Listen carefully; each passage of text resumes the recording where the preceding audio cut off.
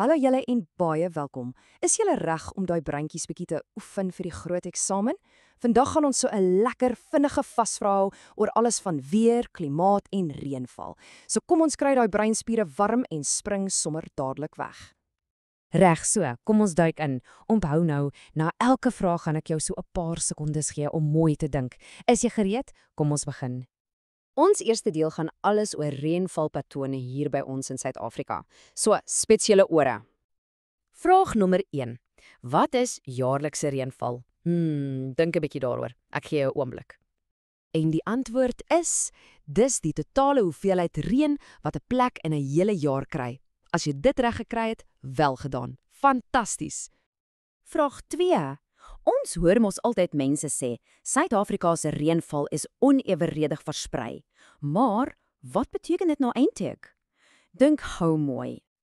Jep, dit beteken eenvoudig dat verskillende dele van ons land verskillende hoeveelhede reën kry. Party plekke is sopnat en ander is weer baie droog. Dis glad nie oral dieselfde nie. Hier's 'n baie belangrike een. In watter seisoen kry die grootste deel van Suid-Afrika sy reën? Dink gou. Dis reg, in die somer. Die meeste van ons land het sommerreënval, so ons kry ons reën in daai lekker warm maande.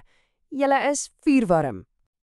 Goed, so as die meeste plekke in die somer reën kry, dan is daar mos 'n paar uitsonderings. Watter twee provinsies kry hoofsaaklik winterreën?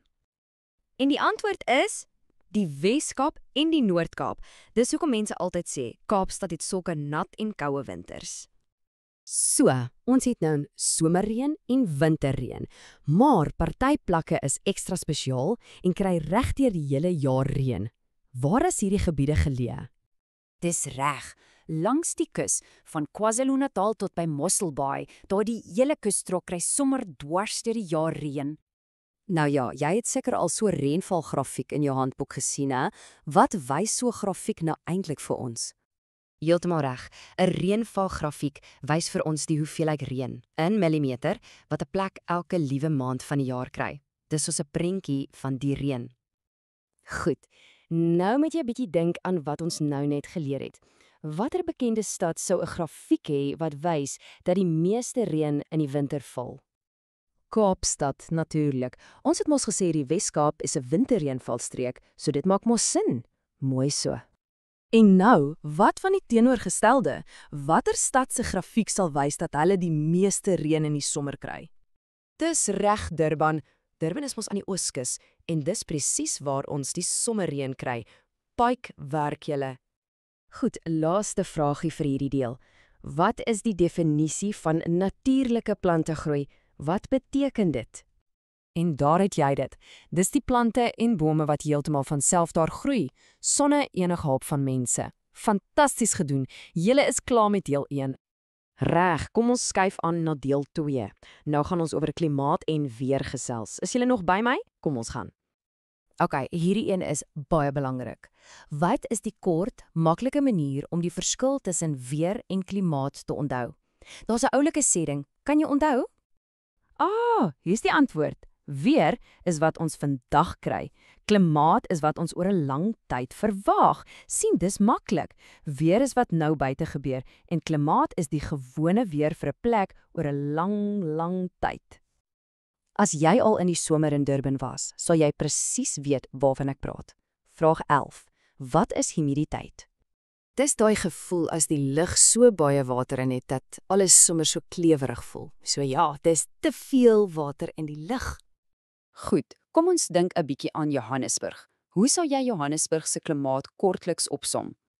Daar sê, Johannesburg se klimaat is koel winters met min reën en lekker warm somers met baie reën. Dis 'n perfekte opsomming.